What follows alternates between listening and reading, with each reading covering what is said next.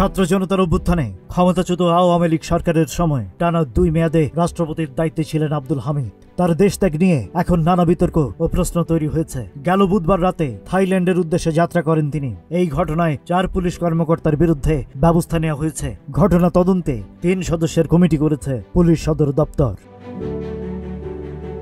জুলাই ছাত্র আন্দোলনে হামলা করার ঘটনায় কিশোরগঞ্জ থানায় করা একটি মামলার আসামি তিনি। মামলাটি করা হয়েছিল গেল 14 জানুয়ারি। এইরকম একটি মামলার আসামি হয়েও সাবেক এই রাষ্ট্রপতি কিভাবে বিমানবন্দর দিয়ে বিদেশে গেলেন তা নিয়ে প্রশ্ন উঠেছে। এই ঘটনা নিয়ে সরকার ও সরকারের বাইরে নানা আলোচনা সমালোচনা চলছে। সামাজিক যোগাযোগ মাধ্যমেও অনেকেই ক্ষুব্ধ প্রতিক্রিয়া দেখিয়েছেন।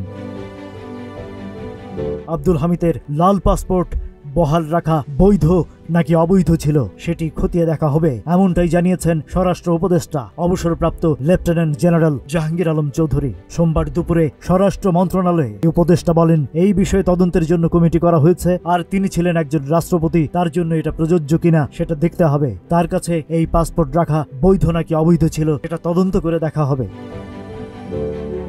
তিনি বলেন, রাষ্ট্রপতিরা কিন্তু কিছু কিছু সুযোগ সুবিধা পায়, তাই প্রটোকলের বাইরে কিছু হয়েছে কিনা সেটা দেখা হবে।